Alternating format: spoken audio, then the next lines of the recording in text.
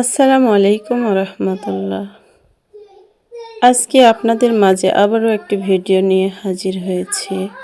আজকে এমন একটি ভর্তা নিয়ে এসেছি যা আপনাদের মুখের স্বাদ বাড়িয়ে দিবে দ্বিগুণ।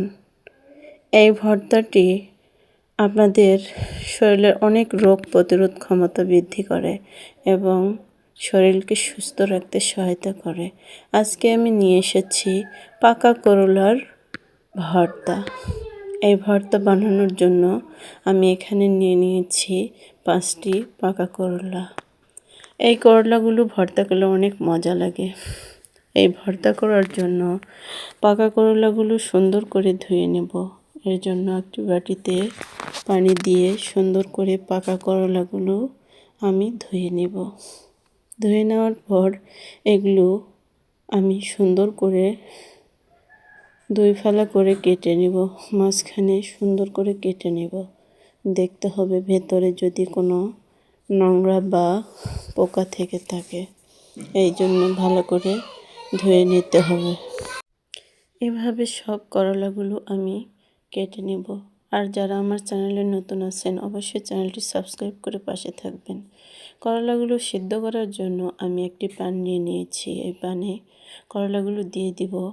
এতে অল্প পরিমাণ লবণ দিয়ে করলাগুলো সুন্দর করে সিদ্ধ করে নেব। করলাগুলো অল্প পরিমাণ পানি দিয়ে সিদ্ধ করতে দিলাম। আর এদিকে আমি পেঁয়াজগুলো সুন্দর করে কেটে নিব। পেঁয়াজগুলো কেটে নিলাম এবং একটি রসুন পুরোটাই সুন্দর করে কুচি করে কেটে নেব।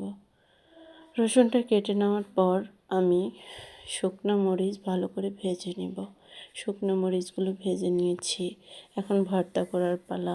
ভর্তা করার জন্য এখন শুকনো মরিচগুলো লবণ দিয়ে সুন্দর করে চটকিয়ে নেব।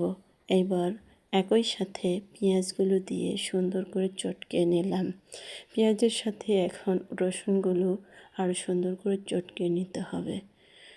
এই ভর্তাটা বানানোর জন্য পেঁয়াজ বেশি পরিমাণে নিতে হবে। পেঁয়াজের পরিমাণ যত বেশি দিবেন ততই বেশি মজা হবে।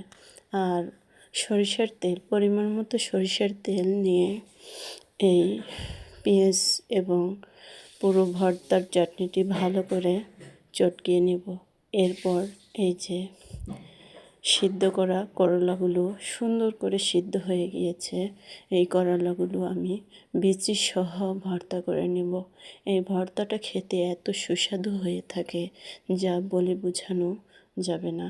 আপনারা অবশ্যই এই ভর্তাটি বাসায় ট্রাই করে দেখবেন। আর যদি ভালো লেগে থাকে অবশ্যই কমেন্টে জানাবেন।